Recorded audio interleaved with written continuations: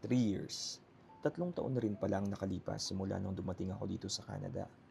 Habang nag-edit ako ng mga lumang videos, napadpad ulit ako sa vlog na ito na kung saan pumunta kami sa Moraine Lake, Alberta. At habang pinapanood ko siya, napapangiti na lang ako. Nakakatawa nga kasi sa umpisa ng video, may isang random na tao na bumati sa akin ng happy birthday. Hindi niya alam, birthday ko talaga noon. Hanggang ngayon, hindi ko pa rin alam kung nagkataon lang ba o baka may nagsabi sa kanya. Pero isa siya sa mga simpleng moments na hanggang ngayon naalala ko pa rin. Siguro ganun talaga ang buhay. Minsan sa mga hindi mo inaasahang pagkakataon, doon nabubuo ang mga alaalang hindi mo malilimutan. Noong mga panahong ito, nagsisimula pa lang ako dito sa Canada. Bagong bansa, bagong trabaho, bagong buhay. At sa totoo lang, wala pa akong ganong kakilala. Hindi madali ang magsimula sa bansang malayo sa pamilya. Lahat bago, lahat kinakapa. May excitement pero may takot. May mga araw na namimiss mo ang Pilipinas. May mga gabing mapapatanong ka sa sarili mo kung tama ba ang naging desisyon mong umalis. Pero alam kong may dahilan kung bakit ako nandito. At isa sa pinakamagandang nangyari sa journey ko ay ang makilala ang mga taong kasama ko sa video na ito. Noong una, mga estranghero lang sila.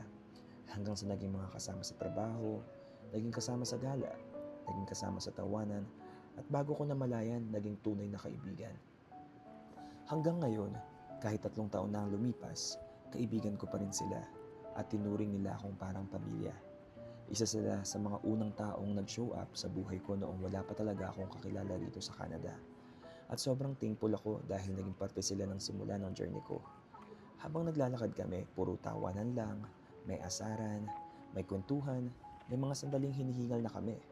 May mga pagkakataong humihinto muna para magpahinga. Pero walang gustong sumuko.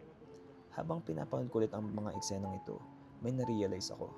Parang ganito rin pala ang naging buhay ko dito sa Canada. Hindi naging madali ang pag-akyat. May mga bahagi ng trail na matarik.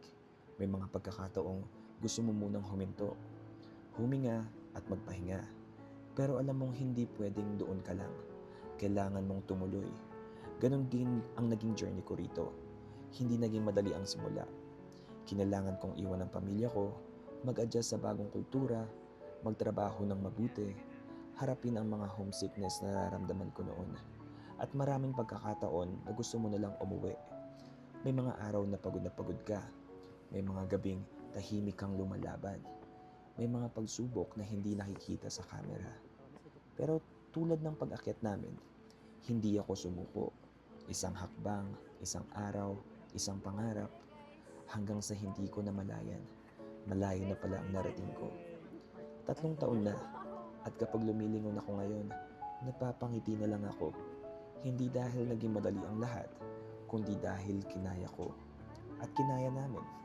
Kapag binabalikan ko ang video na ito, hindi lang ang lugar ang naalala ko. Naalala ko ang dating ako. Yung taong nangangapa pa lang. Yung taong hindi alam kung ano ang naghihintay sa kanya. At gusto kong sabihin sa dating sarili ko, salamat at hindi ka sumuko. Dahil kung sumuko ka noon, hindi mo makikilala ang mga taong magiging pamilya mo rito. Hindi mo mabubuo ang mga alaalang dala mo hanggang ngayon. At hindi mo mararating mga lugar na dati napapanood mo lang sa internet.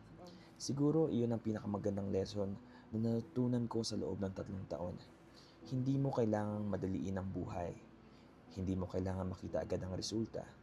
Basta tuloy ka lang. Isang hakbang sa bawat araw, magtiwala sa proseso, at balang araw, lilingon ka na lang at masasabi mong worth it pala ang lahat. At pagkatapos ng bawat hakbang, pagkatapos ng bawat hingal, pagkatapos ng bawat tawanan, saka namin nakita kung bakit sulit ang buong paglalakbay. Welcome to Moraine Lake. Grabe, parang tumigil saglit ang mundo ko. Ang ganda, ang tahimik, ang peaceful. Pero para sa akin, mas naging espesyal siya dahil kasama ko ang mga tao naging parte ng simula ko dito sa Canada. 3 taon na ang lumipas, pero dala ko pa rin ang mga alaalang ito. Sa mga kaibigang unang nagparamdam na hindi ako nag-iisa. Sa mga tawanan na kahit simple, naging comfort. At sa mga memories na hanggang ngayon, binabalikan ko pa rin ng may pasasalamat. 3 years in Canada, marami nang nagbago, marami nang nalampasan, pero mga ganitong alaala, ay mananatili.